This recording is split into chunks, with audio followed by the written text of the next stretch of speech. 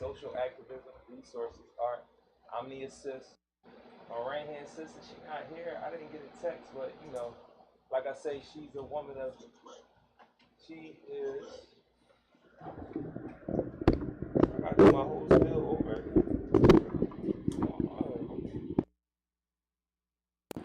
Toot toot. Yeah.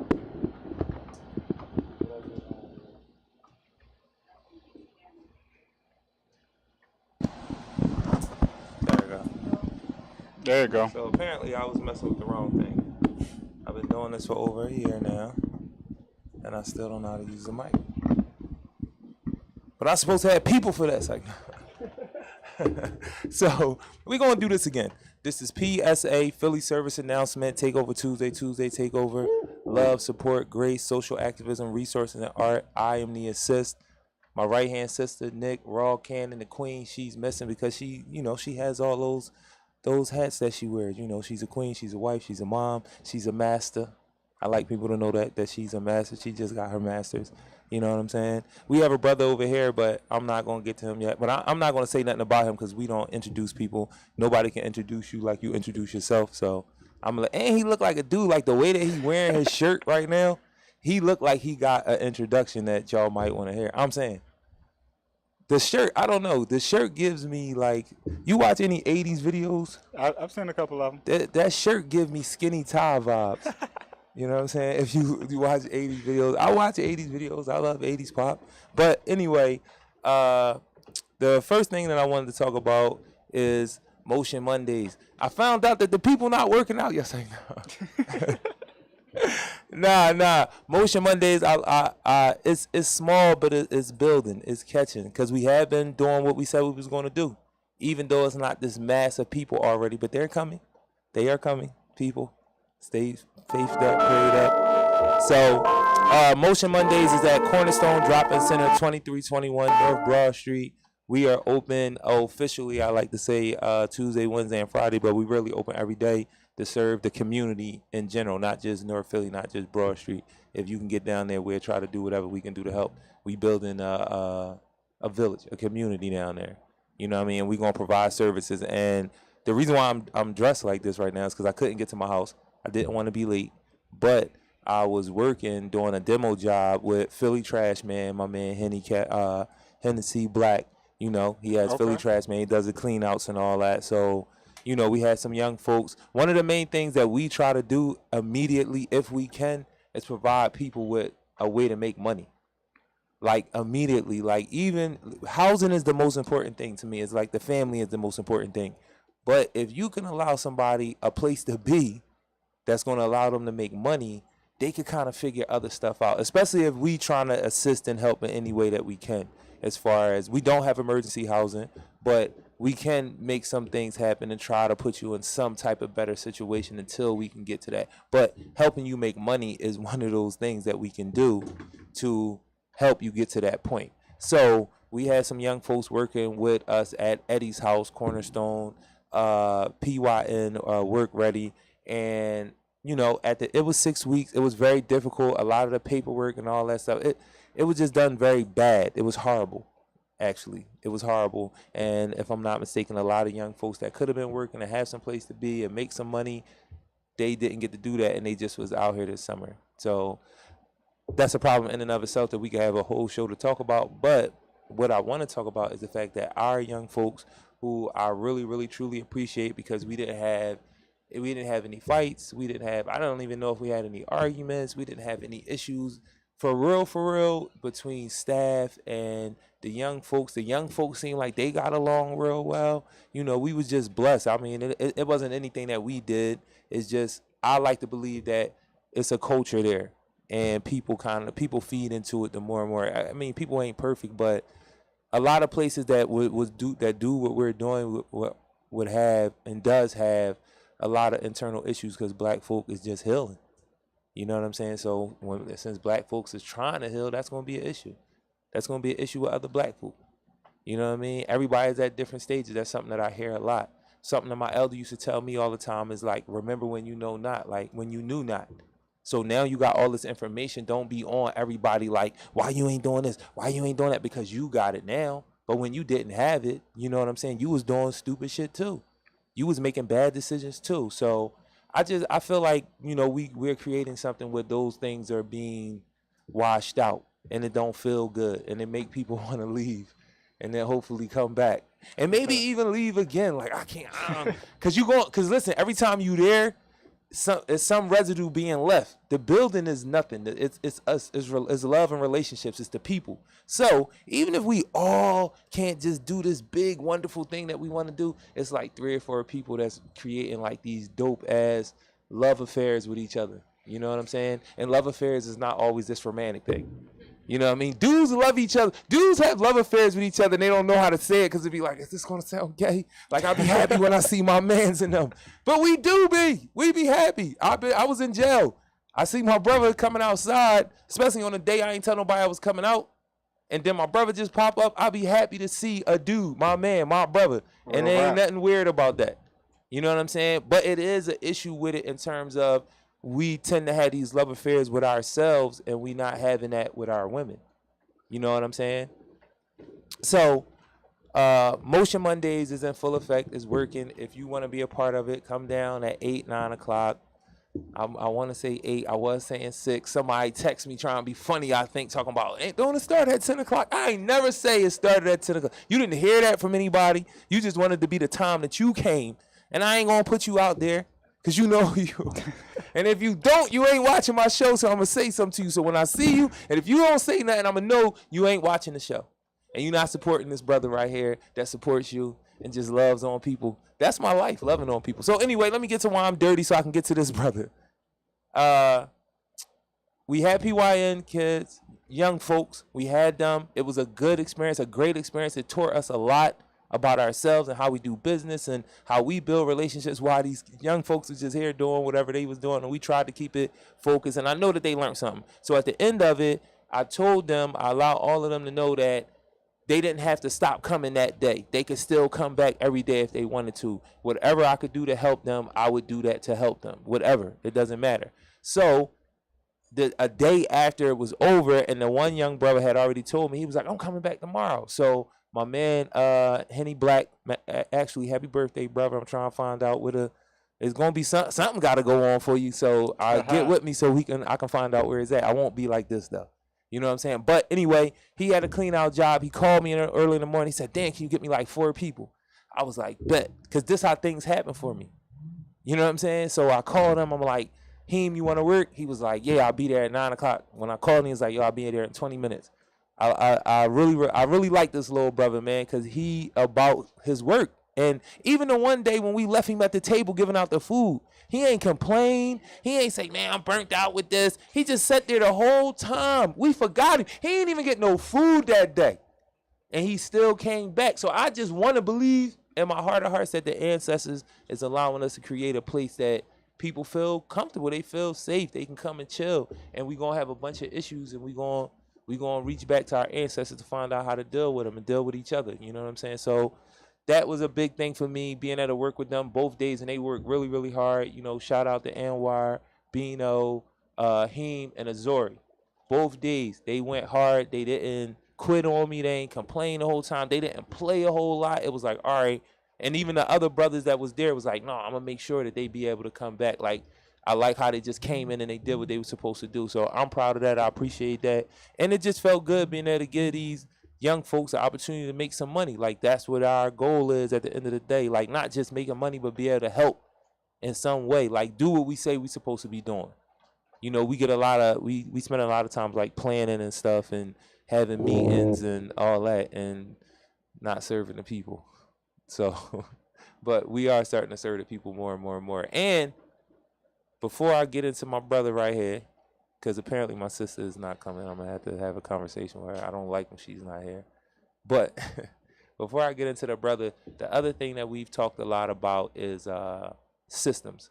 Lately, I've been talking a lot about systems. And when me and the kids, me and the young folks, we went to Chick-fil-A. And Chick-fil-A has a very elaborate system for their drive-thru. And I was telling the young folks, like, you know, somebody got paid to come up with that system to make their drive-through more efficient because they had so many people coming to Chick-fil-A for whatever reason that is, and they didn't have the old way that you do or the regular way that you do drive-through it didn't give them the capacity to serve people efficiently. So they got somebody to come up with, having 4 or 5 people stand there, have 2 lines, have checkpoints, yellow pipes so everybody can be in the right line to get their stuff for one cashier person. So I was telling them, I was like, listen, what you just did when you got your food was participate in their system. And the person who owns this system is not even here. They got people just moving in the system for them and making them money. And then Chick-fil-A is on another level because they're selling that system over and over and over again to anybody that wants to invest. Because that's really what you're doing. You're never going to own a Chick-fil-A. You're really kind of investing in and getting a return on your investment kind of immediately. You could say, yeah, I own the Chick-fil-A, but 9 times out of 10, you're not owning Chick-fil-A. You're investing in Chick-fil-A, and you're getting kind of an immediate return on your investment by being a owner of a Chick-fil-A franchise. But by doing that, Chick-fil-A is selling their system. Whoever they got to do it, they not a part of Chick-fil-A. They just got paid to do that. They was somebody in their research and development or something like that. Like they were somebody that they have in the lab just figuring out stuff all day. Because people do that. They pay for people to just come up with all these different things and figure all these different things out. Medicine, technology, sports, whatever you can think of. Somebody got somebody in a room trying to think of every way that they can utilize this to exploit, to weaponize, to, get money, to educate. Sometimes they really do be trying to educate sometimes. So anyway, we was there and I was telling them the importance of having a system. So I was like, even when we go and do the clean out, we have a line. Like one person scoops, one person puts it in the trash, another person transfers it to the door, and another person takes it and throws it in the dumpster. And that's how I got my workout today. I was basically doing cleaning jerks with the bags. It was amazing. I ain't gonna tell y'all about all that though. So anyway, so I can get to this, brother. But anyway, we talk about systems and we do it basically in a lot of things we do, but I feel like we need to do it more with our children. Like you can't force your children, and I wouldn't tell you to force your children to do anything, but I have this running conversation with a lot of different parents on how to do this, like how to make sure that your skill set that you have, that can benefit your children, you can make sure that's getting passed down without trying to say that you have to do this.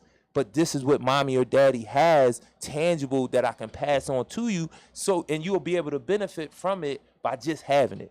So how do we go about making sure we can train our children to understand systems and create systems and have those systems running in your home? You know what I'm saying? Like a business with your kids with your children explaining it to them. So they really was feeling the conversation like, that's a good topic we doing this and we making this. I was like, everything we do, we need to start thinking like that. If you got 5 people, what is the system to make what we're talking about run more efficiently, proficiently, benefit us all? You know what I'm saying? So that's a big thing that outside of being able to employ them and being with them and them working and being very professional and that being dope and me being able to say I'm doing the things that I actually tell people that I'm doing. You know what I'm saying? The other thing was they seen it at another level once we had that conversation and the work that we was actually doing right there in real time, that when we created a system, we didn't take as much time and we still got paid for the hours that we said, and we didn't have to do a whole bunch of work. They said you ain't work out. Damn. I'm not even going to say that boy name, man. I see my arms. I'm looking at him. Dog, I ain't getting into that with you, man. For real. I ain't getting into that with you, man. And you know, brother, you somebody that actually do know. But we not going to go no further without getting into this brother right here. I don't want to take up too much time. I rapped already. Cornerstone, 2321 North Broad Street. Make sure y'all come down there and be a part of this village. Be a part of this community. All right, go ahead, brother. My bad. How y'all doing today? My name This is PSA Techno. I'm playing. This guy. I'm tired. I'm like a little ass kid right now. I'm tired. So go ahead. My fault. My name is DeAndre. I go by Photos by Dre. That's one thing that I do. I am a photographer. Not only just a photographer, but I do videos and stuff as well. What I like to do is I like to give back to the community, not only just to benefit myself, but benefit the others. For example, I work with Life Outside the Streets, which is the youth. Mm-hmm. Being able to give back and help a youth that didn't have someone or outside of school, they can still learn and learn better from somebody that's closer to their age than not calling teachers old and all, but sometimes kids like to learn better from people closer to their age than anything else. So for me to be able to give that helping hand to the people, I love it because later down the line, they can come back or they go to talk to whoever they talk to and say, oh, well, Dre, Photos by Dre, he taught me this. I learned from him. He was a very inspirational person. Some people don't get to hear that all the time, but when I do, when I hear that, I love it. Nah, you gotta. So this is the other thing. What are your social media platforms? Like, tell people everywhere. Like you said, life outside the streets. I'm very familiar with that. I'm with that all day long, my brother Jan. But tell us about you. Like, where can we find you tangibly? Like, do you have a brick and mortar? Do you have an office? Do you have a website? You know, give them some of that. Tell them who you are from that standpoint. Where am I at? That's a good question. I'm mobile. Okay. I get around. But where are you at on social media? Social like, where media, can people go and find you on social media? Social media, I'm on Instagram. My Instagram page is Real Squad 215 _ Photos by Dre, the number 3. Facebook, you on Facebook? No. Twitter? No. Why you ain't on Facebook? You too young to be No. on Facebook? I just haven't got to that platform just You got a yet. website? I'm working on that right now. We need to see. This is another thing that Cornerstone is for. Like, you could actually come down there and get some help on those things. You know what I'm saying? I Now understand. you gotta give something, and I don't know what they gonna demand of you to give something. I don't know what's wrong with me. I'm tired. I'm really on some little kid shit right now. I guess this is where my daughter get it from. It takes her an hour to wind down when she's tired. She rolls all over the place. She wants to do everything, knowing she's tired. Her eyes are closing rapidly. You know what I'm saying? So I guess that's where I'm at right now. But what is your resource, though? What is your resource? Because this is a resource show. So what is the resource that you think that photo is it Photos by Dre? Photos by Dre, yeah. Photos by Dre. So what is the resource that Photos by Dre provides? On top of just me doing photography, being willing to help anyone that wants to learn or that already have that photography background and they want to extend or grow with it. I'm always willing to teach or help and work with someone else to help benefit not only myself but them and get that exposure. Because I do believe, like, when you say you benefit yourself, like, when you serve in a community, it's you from that community. It should benefit you as well. Like, you can give service all day long. You should. Everybody should feel like they have to give some type of service, whatever it is. Again, back to that skill set thing. And I say that because it's like, an example I can give you is like, when I went to college, I felt like my aunt should have been the one that was the most, like, trying to give me, like, a blueprint. Because she's the only one that had graduated from our family. And that was like something that I feel like we should be structuring our family so we're like, that's our obligation. If you the person that you don't have to pay for them to go to college if you're not in that position, but considering you went through it, you matriculated through somebody's college and you graduated, the next ones behind you when they go to college, that should be a prerequisite as the person who graduated from college, that you're going to make sure that everybody in your family that goes after you, and that's like something we teach. So when that next generation under them goes, they already know what their job is. All your little cousins or little brother, whoever that's going to school, you got to give them the blueprint. And 9 times 10, that's where other people, 3 and 4 people going to the same school. You know what I'm saying? Little brother, little sister go to the same school. You know what I mean? So I think that that's something that we all, like, it should be a prerequisite to serve, to understand that obligation. You know what I mean? And that is benefiting you. I agree with that, but not everybody agrees with, not saying they don't agree, but not everybody goes along with that. Some people feel as though they have to be asked or told to give their services, knowing that if you're in that community, why not give back to that community? To not only, you can change one person, you can help somebody. You never know what a person's situation is unless you sit there and talk to them and actually work with that person. We trying to make that the culture again. I feel like African folk have always been like that, but since we've been on these shores, because of the things that we went through and we still continue to go through, we don't move like that. Because if we read our history, we go back to the beginnings, our folks were always about the we.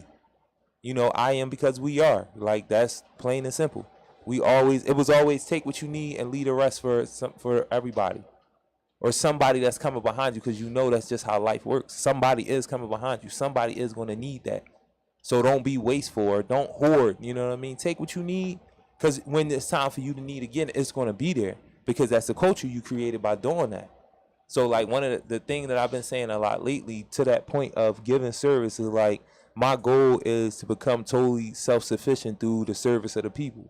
So the more I give, the more I try to help, the more I try to take care of people, the universe is going to give, the people going to give back to me. I'm never going to have to worry about anything. You know what I'm saying? That's really, and I feel like my life really be going like that. I ain't yet where everything that I see, but I feel like my life continually goes like that. Like I had a situation with my house, and I was like, yo, I just was asking the ancestors to give me like patience, to the point to where I gotta change it to another approach. I was protected, I feel like, and it didn't turn into nothing. It ended peacefully. It was heightened. You know what I mean? People had some things to say to each other, but at the end of the day, I got resolution and it ended peacefully. You know what I mean? Because I kept just be more patient, even though it was like eating me alive. You know what I'm saying? Be more patient. Just be more patient. So I really feel like when you give, the universe give you that back, and I feel like that being handled like that was the universe showing me that, all right, you be doing the right things. And I had those things happen to me in prison too. Like things could have went real left, and I feel like because of the way I was moving and service, I just always slid through. Like, you know what I'm saying? Like whenever it was supposed to get real stupid, for some reason it didn't happen. You know what I mean? So why do you do what you do? Why do I do what I do?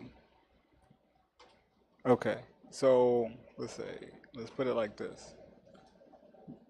Growing up, I didn't quite have. It's not that I didn't have the support that I have to this day, but being the fact that I do have the support now, it pushes me more to allow me to know that I'm a resource to not only just one person. Because growing up, I didn't have that. I felt as though I was just forced to do something and try to do things on my own. I didn't have someone that was actually there for me to actually push me, give me that drive, and basically have me achieve what I really want for myself. I had to physically try to force myself to do it. So over time, it built up, and with it building up, it's to the point now, it's a natural thing for me to be able to give back and help others, because I feel as though since I wasn't able to get that help myself growing up, why not reach someone at a young age? Because growing up, they might need somebody there for them, and if they do have that person there for them, it'll give them that self-motivation to be able to push through and achieve whatever they're trying to do. Is what you said, like what I like about it is because I kind of see it a little different, but I know it's about the feeling. So the feeling that you had not getting it, you know what that feel like, and you don't want nobody else to feel that. You know what I'm saying? Correct. And it's a little different for me. It's like I always tell people I was loved. So because I know what that feel like, it feel good giving it to people. Is like, yo, I know what it feel like when my sister loved on me, when my mom loved on me. You know what I'm saying? Like when people around me like love me, like they love Jarue. You know what I'm saying? So I know what that feel like. So I know when I try to do that for people, like I'm trying to do something for you that I know how it feels. You know what I'm saying? Right, That's right. why I'm moving how I'm moving. And what you saying is the same thing, but it's from the other end. Like I know what that feeling is not to. Correct. So I'm trying to make sure anybody that I come in contact with, they don't feel it if I can. Right. Nah, I feel you. But that's really what I was thinking about when you said it. Like, damn, that's the opposite reason, but it's still about that feeling. Like you know what it is. And in my case, I want people to feel what I know. Like, yo, when people love on you, dog, like it really feels good. Right. You know what I'm saying? Like it really feels good when people genuinely love on you. You know what I'm saying? So I know how much that's a thing for me. So when you say, damn, I didn't feel that, it's like, yeah, I know if it feel this good to me, not feeling it is like, nah, we gotta do something about that. Like, yo, it really feel corny sometimes for me. Cause I be telling people like, yo, man, I just love doing the shit that I be doing. Like when people be talking about burnout and stuff like that, I be like, yo, I really associate burnout with something you probably don't like to do, and you just going so dumb hard. Like, you know what I'm saying? For me, it's like I've been chilling for so long, like reading and thinking and about to go crazy like that. And now that I got the opportunity to like see things that I think about, I can really create them. It's like, why stop when I'm not really tired? My body not telling me that I'm in no type of pain. Your mind's telling you that you reached it, but your body's telling you not. Yeah, but I would feel, and people be like, nah, like you tricking yourself. Like, no, I know my body. You know what I'm saying? I really do. Like, I know my body. Like, I went through some paces with my body. Seriously, like in prison, fasting, reading, eating certain things, having certain conversations, not talking on purpose. Like, for real, like, I went through some paces with my body. I know when I'm not doing well. You know what I'm saying? And right now, I feel like I got wild energy. Like, seriously.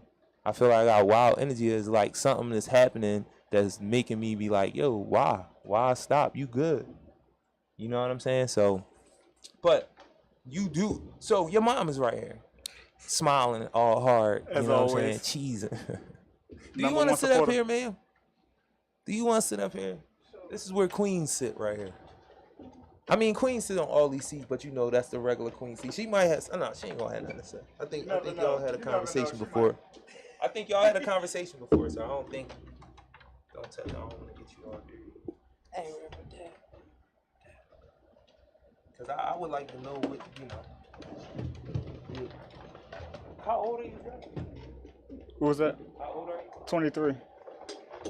So, would you like to introduce yourself? She's a friend of the show. Y'all know I like saying that.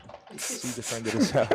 I'm a friend and family member of the show Yes, at this point. I like saying that. I'm Sister Fatima, owner of Fear, mother of photos by Dre.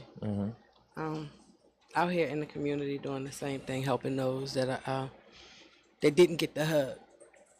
So when he talks about that type of stuff, how do that feel? I've been around y'all when you've had those conversations. Y'all had the conversation right there in front of me. Like, a lot of us do the family secret, John. Like, no, I don't want nobody to know that we had that going on in our family. So it's like, no, you don't talk about that in the car with nobody. And we can talk about that in the house. Yeah, that's what I'm saying. But that's what we kind of used to. So when y'all talk openly in front of me, it'd be like, oh, all right. And I can see that it's still like some bumping heads going on. But can we hear some of the story while both of y'all up here? Or is that all right? That's fine with me. That's fine with me. Like I said, I tell everybody often when I'm on the show, I'm transparent. I'm an open book. Jarue will tell you. I'm starting to get there.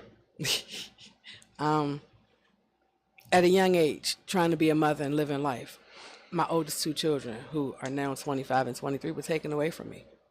So for 19 years, Dre wasn't with me. Close to 2 years ago, Dre came back to me. Didn't know me. It's been 2 years? It'll be 2 years in January. Oh, wow. Closer to 2 than it is 1. So for him to not have that hug, I know or not have certain things, I know what it was, as his mom, to not have my child, and live life to go through with other children and fight that battle. But to look at where we're at now, where we've grown, there are bumps, there are bruises, there are stumbles, there are trees in the middle of the street, but it don't stop us from walking. And for some families, for some youth that don't have mothers, some grown folks that don't have mothers, some adults that don't have the opportunity to ever reunite with their children through mistakes of their life. Myself and my family are here to show that it can be done. Correct. As a mother, forgive yourself. And as children, allow yourself to forgive your mother. Sometimes that may be hard, but at times you have to push through. Do you feel like, because I'm big on telling parents, I'm a parent, like you gotta apologize to your children.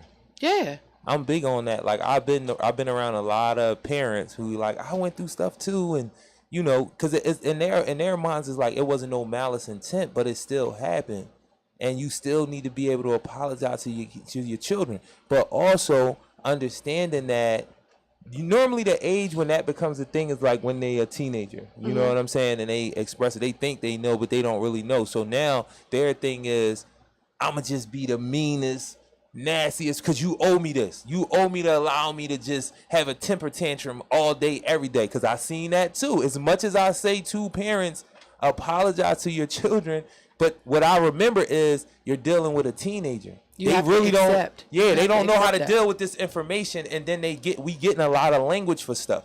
So kids is saying stuff, and it's like, you don't really know what no damn trigger is. That triggers me. My mom triggers me. You 14. You really know what a trigger is? Right. But and I'm saying, not saying that that's not possible. Not saying it's not possible for them to understand at that age, but you know how we get a lot of language all at one time when we didn't have language before, and people play with it. You know, sometimes intentionally, and then sometimes they just don't know because this is what they hearing. So it's like, well, if I say this, if I say I'm traumatized, everybody's going to stop because that's where we at right now. So I got to use that language.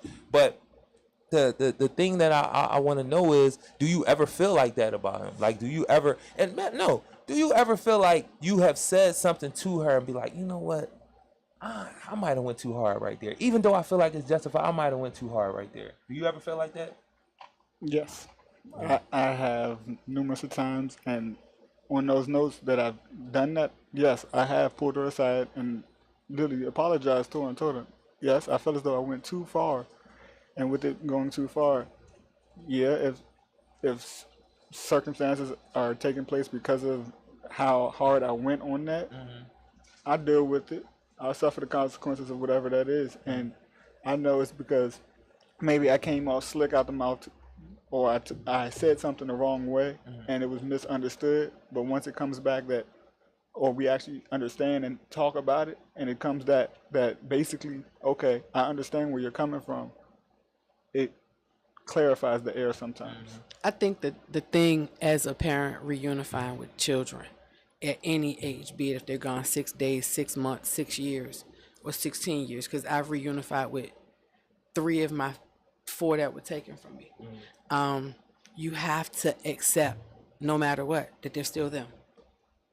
Be it if you raised them, if you know who raised them or not, you still have to accept that those are the characteristics. So they're gonna push. They don't know the boundaries. They wasn't around to define the. They might have known that the fire was hot on that stove, but that wasn't mom. So those disciplinary acts or those punishments and pains that a mom and child go through, at 23, Dre and I go through them. All the time. We've been through them.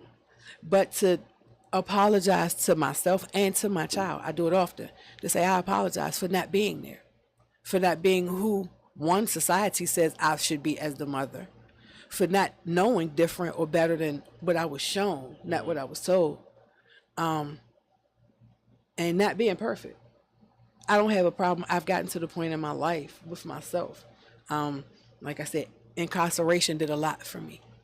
So I speak on the things that were my mental health and my family that we live. I can't go on a book. I can go on what we live. Right. For my mental health incarcerated, I came to myself to say, okay, you did it. This was your part. This wasn't your part. If you're blessed to be around your children again, accept accountability for what you did, but you can't let them punish you for that. And I let Dre do what Dre's gonna do. That's how he coped and how he dealt. We all have our survival kit. However, I'm your mother. And as we find this line between the two of us, just respect each other.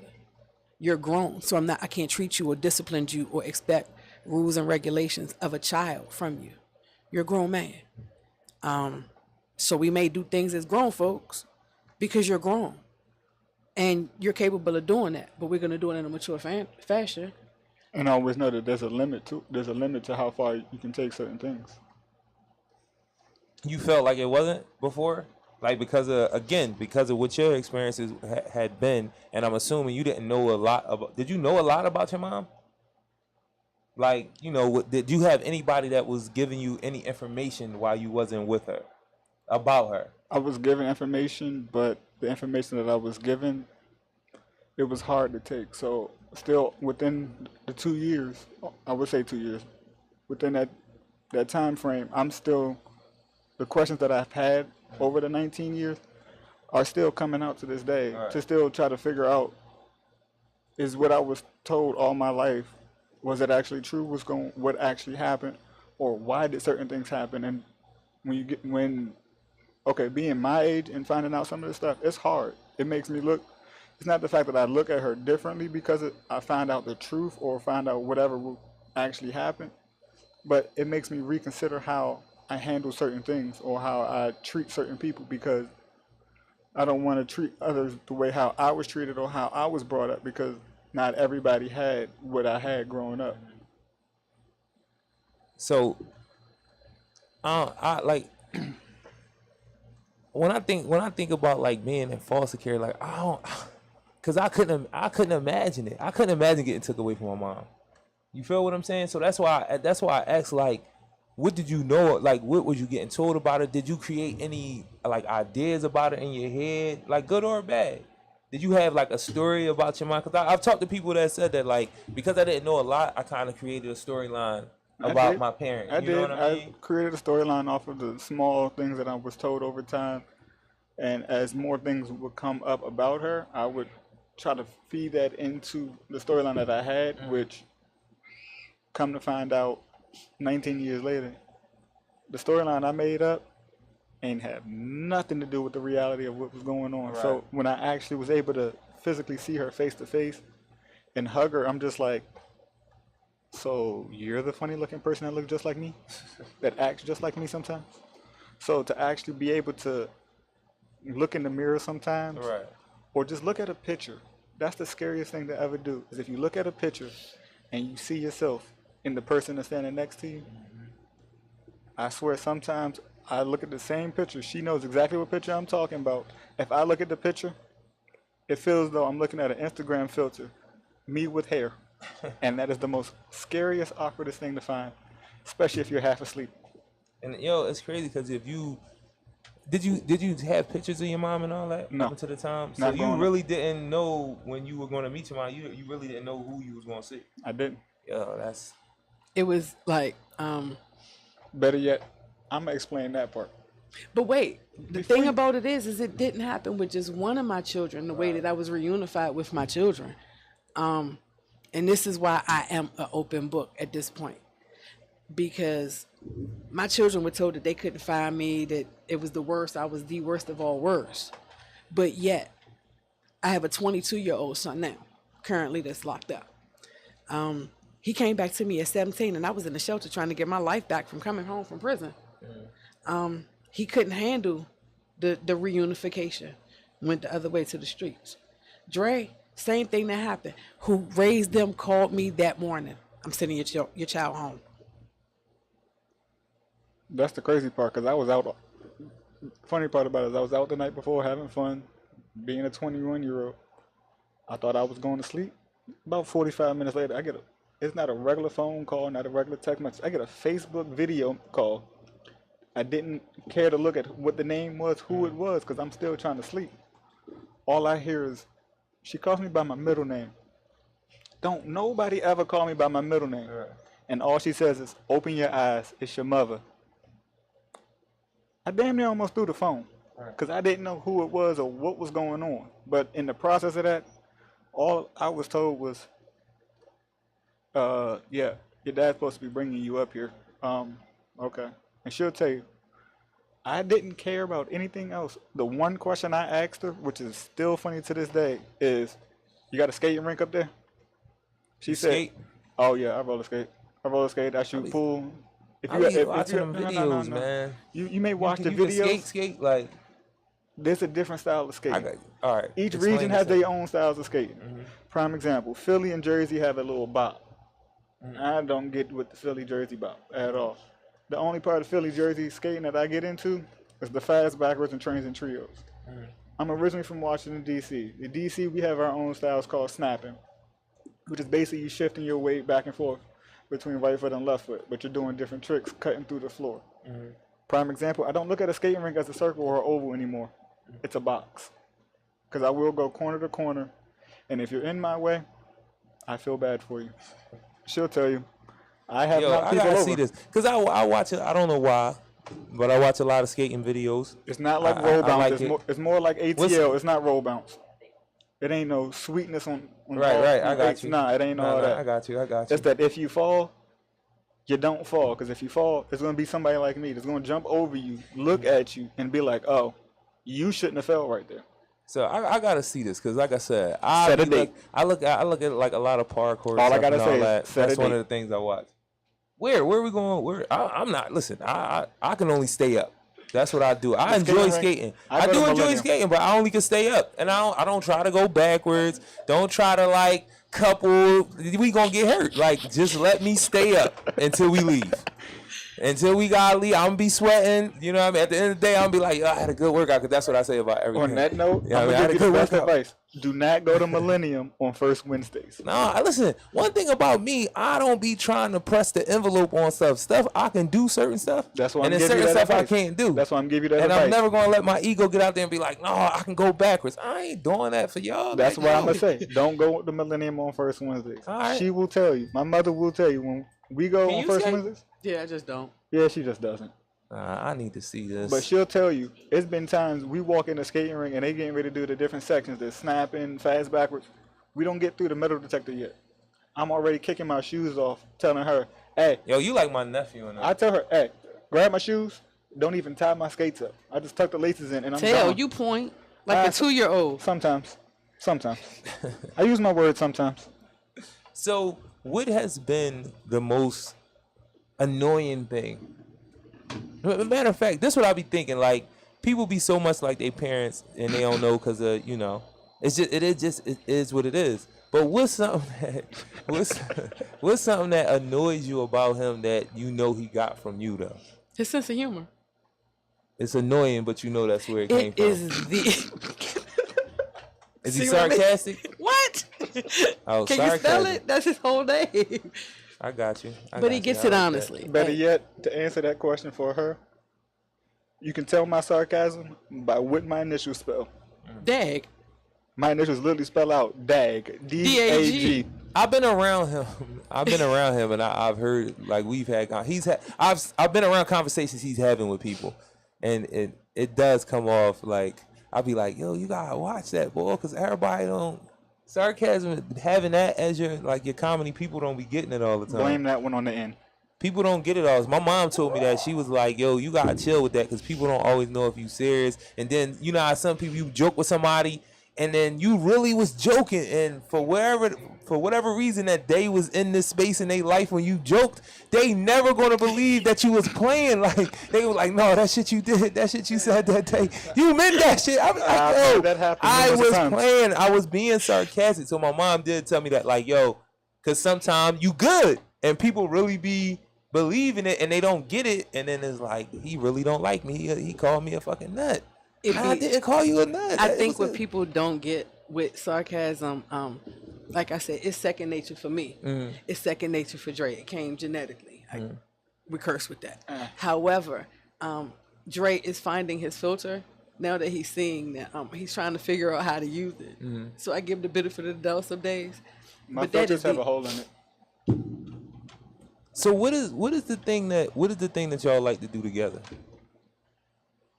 What isn't it that we do? Y'all do don't do everything together? together. Pretty much. Yeah. They was checking on each other when he was with me one day, and you know, if you get in the car with me, I don't know, you might make it home. I don't know when you going, unless you are very direct. If you're not direct when you get in the car with me, you can wind up anyway. Just sit right here You for a ain't minute. going I gotta nowhere. go here, sit right here. You gotta be Riding like, along in my listen. automobile. You gotta be like, you see me? You see I'm me? on the road again. I want to go home. So take me home first, and then do all the other shit that you be doing. Cause I really do be looking at people at like 2 a.m. They be like, "This wasn't my plan. You see how I'm dressed?" And I'm like, "Yo, we was moving. You get to see what I be doing." But while he was with me, like they was checking in. She checked in or he checked. I don't know who, but he wound up. He was talking to her like at least 2-3 times. You know what I'm saying? And It works vice versa. I like that though. I like that. That is, it's like, no, we need to know each other. Like just checking on each other. Sometimes we drop the ball because we be so into whatever we doing. But I did notice that about y'all, and I also noticed it be like, I feel like he get on your nerves And I get more than you get on his nerves. mother son. I mean, it's Like him, it's kind of like funny. But it's like, you know what I'm saying? Right. Like you irritate him, but it's funny. Like, yo, she, It's the funny my God. arrogance But sometimes. you be like, I don't know what I'm gonna do. Hey, Earl, I don't know what I'm gonna do. It's been 1.5 years. Cause when you get upset, it's like it ain't 2 years. You gotta shorten it, like, cause you've been getting on my Like, nerves so long. you've This been could be pushing over. this Can be over. You know, when something good, you be trying to stretch the It years. was- it like was only we've been 472 together days. like 3 years, when really it was like 18 months. But you want people to feel. But when it's like something getting on your nerve, man, this Dog, it ain't motherfucker even been made it around to each other 2 for years. 6 months. It ain't and even he made it acting to like 2 this. years. No, for real, that's true though. When somebody irking you, you be like, the time got to be short so you can really show that it's irking you. So they was there for a year, but you was like 3 months, and this motherfucker is doing all of this shit. I don't understand. But when it's something good, it was a year, and you like, I don't know, what was it, like 5 years? And it's like, come on. Y'all know, Nah, I'm just messing with y'all. It's the but truth, though. I've dealt with this queen a lot. I'm starting to deal with her son more. And I just like, I'm newsy. You know what I'm saying? I pump fake and say it make it sound good and be like, I'm really interested and curious about people's lives and how they function. I really be wanting to know so I can help. Nah, I just want to be in your fucking business. And if I can help as a part of that, I'll do it. It's like, a lot of times, and the fun part about that be therapeutic for those that let you in. Yeah. That transparency, being that way for self, is why some people get where they need to be, not where they want to be in life. Yeah. A lot of times we look at the physical and right in front of us versus the smallest mental thing that gets you to the biggest picture or your biggest goal. Now, I say I got therapy upstate like that. Yeah. Just like not necessarily professionals, if you want to say that, but I know people who are professionals from being in prison who never went to nobody penitentiary. Like people that mastered things from reading and and they never went to nobody's school. I said nobody's penitentiary. I meant nobody's college and got the certificate. But I know that these people are proficient. They're masters in this. They was reading about it for 15 years.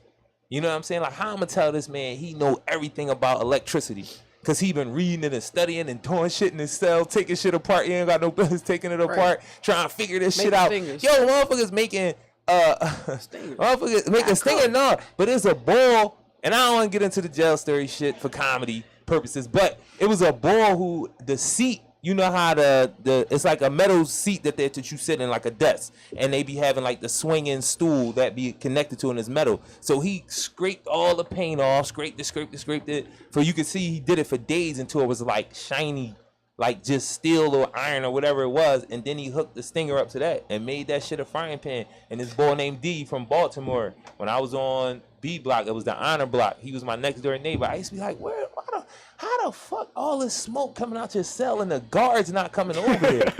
What the fuck? And then here they come. Let me get a BLTD. Can I get a BLTD? I'm not fucking lying. Y'all like That's how I be. The fucking guard, he's making food for him. So he'll tell him, listen, you got like 2 hours, man. Get all your orders in because when the other boy come around to relieve me, he might not be with it. So you're going to have your whole shit cleaned up before he come. Like, it really was like, but that motherfucker really was coming over there getting a beat. This is a dude who goes home every day, mind you. Every day. He only do 8 hours. And that's another thing I hated when they be like, we doing our time too. Man, get the fuck out of here. I don't go home. Me and you not doing the same time. I hate it when the guards would say, I got to do up until retirement. I got told them, man, shut the fuck up. I thought you still want to say they would have been treating me after that. Like, it would have been retaliation. Like, Lawson just told me to shut the fuck up while I was like, But, but anyway. When you look at it, nosy people either need help or helping others all the time. And to say that you nosy and you just want to be in people's business, but look at the lives that you've touched. Look at the children, the families. Look at where being nosy has gotten you. Yeah, because I really am. But nah, I just feel like, again, it's about love and relationships. So, again, when I was upstate, it was it was a few brothers that I was around that I talk about. They home, a lot of them home now. And we counseled each other through a lot of stuff. It was the situation last night with my crib. Like, I called my brother not for backup because he going to do that regardless, but I called him to have another, as crazy as he may seem to people, but I called him as another sane person to be there, to be able to talk in a way that I would talk if I'm not too worked up. You know what I'm saying? Like, when I'm usually stepping in for people and I'm like, yo, just think about it like this. You know, when you in the middle of it, you still thinking like that, you might not be losing it, but I'm on kind of like on go. And then my brother like, let me talk to y'all over here. You know what I'm saying? And then that was the same thing I would do for him in that situation. So we counseled each other. You know what I'm saying? And none of these dudes had PhDs, but I know that I'm sitting here talking to y'all sanely because I got that counsel from my brothers, and none of these guys had degrees, none of them, but they read the books. We really wanted to understand how the mind works. You know what I mean? What is the psyche? You know what I'm saying? What is trauma? Like, what are these things? What is PTSD as it pertains to black people? You know, and I'm talking about post-traumatic slave disorder. You know what I'm saying? I'm not talking about post-traumatic stress disorder. I'm talking about post-traumatic stress. This shit is running through our veins. Why are we here in this very moment? That's the counsel that I got. So I know that y'all can do that for each other. You know what I'm saying? And y'all communication. And that's why I went all the way around in a circle about that. But the checking on each other allowed me to know, even though y'all be open about y'all traumas and the pains that y'all went through, and then y'all starting to get to know each other, but it's also the other side that y'all both being vulnerable and y'all able to counsel each other. So what is your relationship like with your other brothers and sisters, though? Growing up, I had my older sister, the 25-year-old. That was a very unique, I would say. Why? Because we were close, but not close. Right. In the song Liberation, prime example, there's a thin line between love and hate.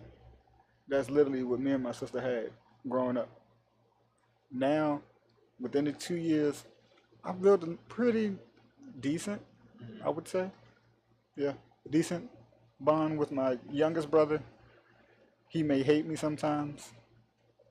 I mean, it's natural to not like him sometimes as well, but it's a bond there that is stronger than most people may think. They may see or hear about how me and him may argue, fuss, fight, grunt, growl. He throws stuff at me, I throw stuff at him. But hey, we know in the long run, we know who has each other's back in the long run.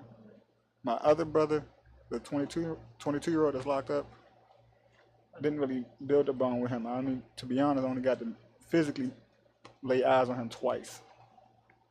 And the funny part about it, the first time I laid eyes on him, damn near scared the shit out of him. He saw my face, he didn't know he knew who I was, but he didn't want to acknowledge it. The second time, it really wasn't an interaction.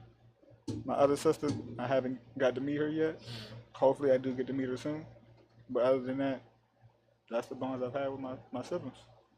It's the reason why I asked that, because like over that, even when you raise in a house with your folks, you know what I'm saying, like y'all could become different people. Like y'all could seriously become y'all blood relatives, brother, sister, cousin. But it's like y'all grow up in a house together, and it's that bond from being together, y'all like growing up together. But as a person gets older, you know, they get exposed to different things, and you can really have a relationship with not have a relationship with your folks because y'all just move so differently. You know what I'm saying? Mind you, they were with me. Dre was almost 3 when they took me, and he was the youngest at that point. Jayana didn't like him from birth. Don't like me. Their bond was always gonna be the typical brother sister. I'm the oldest and I'm the girl and you're the little brother and I'm gonna torture you. From birth, from her flipping the bassinet when him and the bassinet sleep and all the blankets and pillows underneath of him, now they're on top of him and he's face down on the floor and she's laughing, tells me, Davy, and she goes in her favorite place, the kitchen cabinet, to hide and laugh. Cause she know what she did. She flipped the entire bassinet. What is? I mean, I've heard that So, like how kids don't like like some kids really be wanting a sibling, and they really from a young age they be knowing like I want, you know, you gotta have another baby, and they cling on to that child. And then I have heard that though, like other kids be like, I feel like my daughter would be like that, like Suhana. I feel like she'd be like, nah, whoever this is.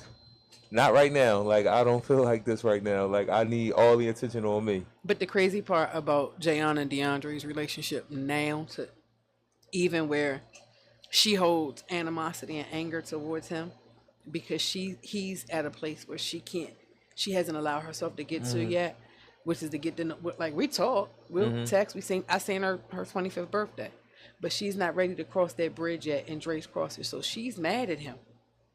She can't stand him. Like, she really is really angry at her brother. Because it's like he chose a side. She feel like he left her. And as her mother, I tell her, I understand you feel that way, and I can't change your feelings. But he never left you, you know. And he's reaching out. for you, even if it's not to come bring you up here or bring me down there. He's willing to come talk to you about me. But you're not, you're so hurt. And as the reason why she's that hurt, I accept that. I accept that. And all I can do is leave the door open and the communication available for when she's ready. Like I told her, we laughing through this pain because we gotta I've lived through it. It didn't kill none of us at this point. You were able to come back at 19 years. That's the blessing of it. Let's laugh. After that 19 years, I've learned don't trust her when it comes to birthdays. No, not at all. She don't know nobody's birthday? No, it's not that. So we're gonna just make it quick.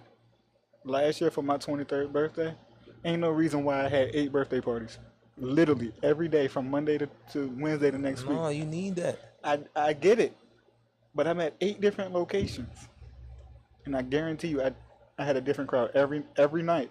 But it's just like, really, this is what we're gonna do? Yeah. And the thing is, because of his age, he was able to live that and do those type of things. Like I said, he grown, so we're gonna live that life.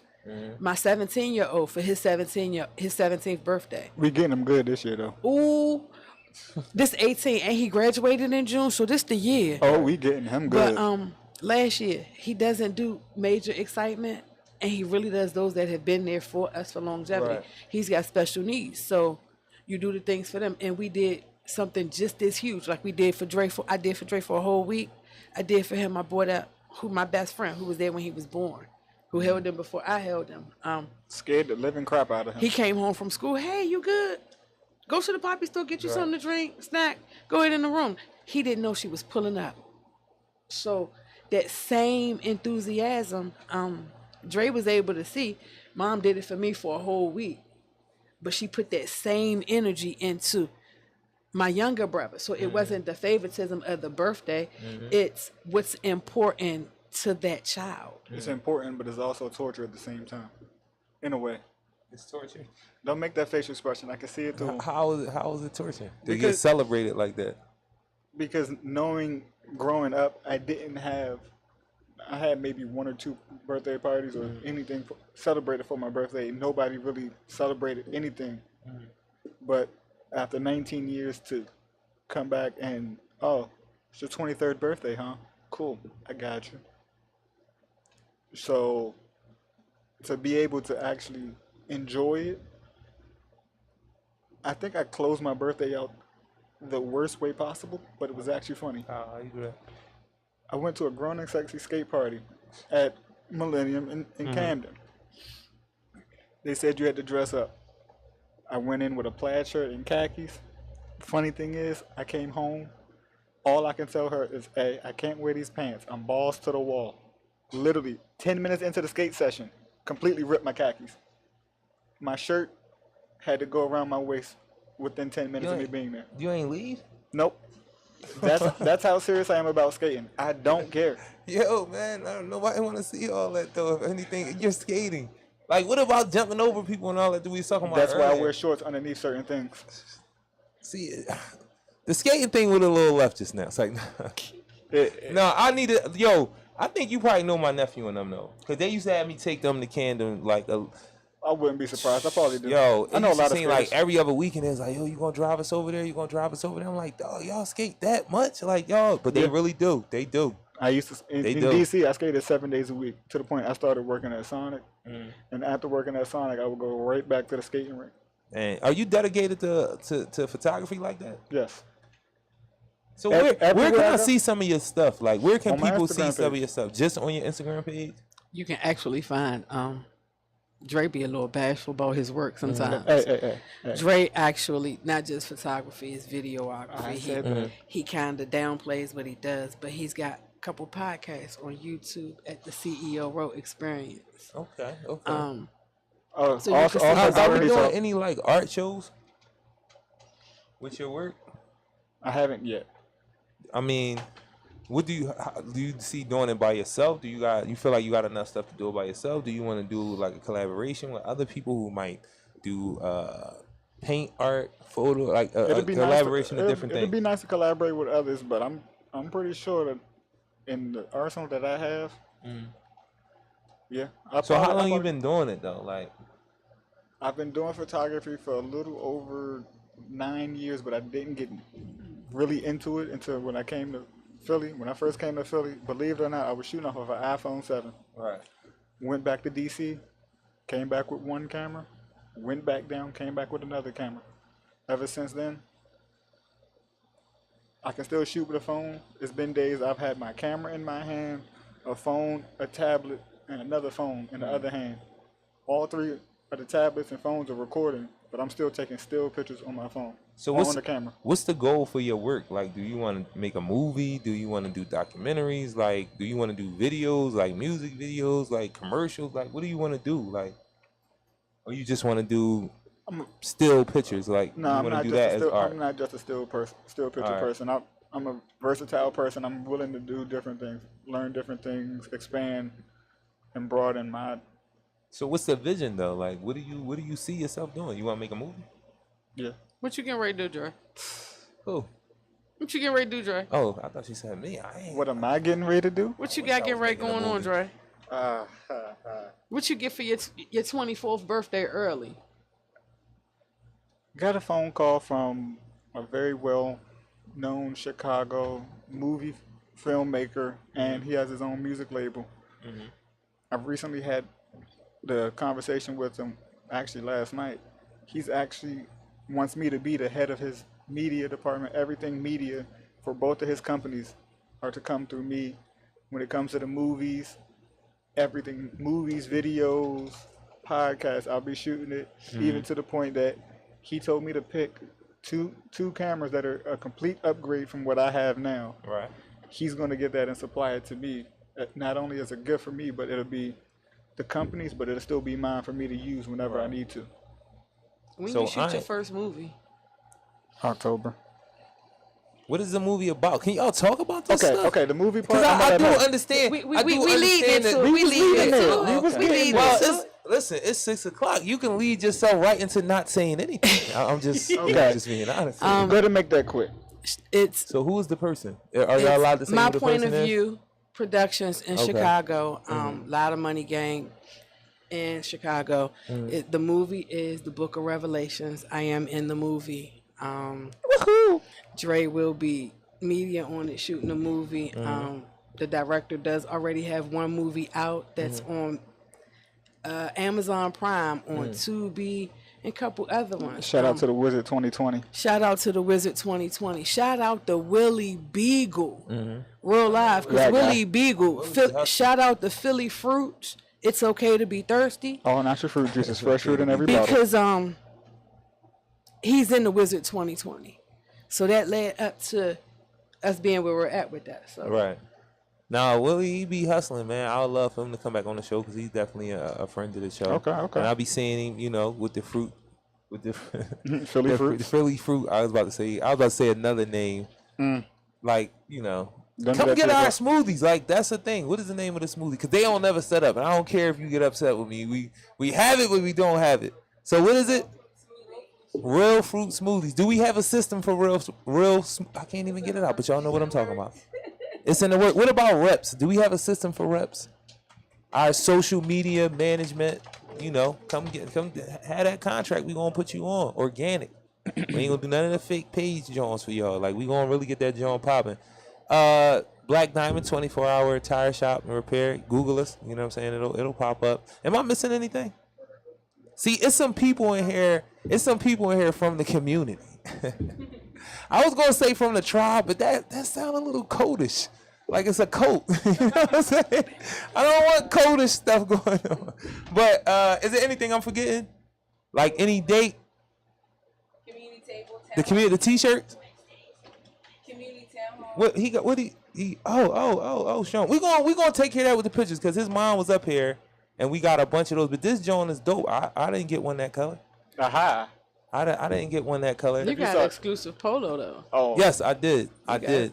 Yeah. You ain't have to tell everybody to try to make it seem like I'm being You greedy. want to show out though, right? We- You want know. to talk about mine? But you got the exclusive polo. See, this is good. It's good to have your own show and you can end the show. So this is Philly Service announcement. Takeover Tuesday, takeover love, support, and grace, social activism, resource, and art. Omni Assist.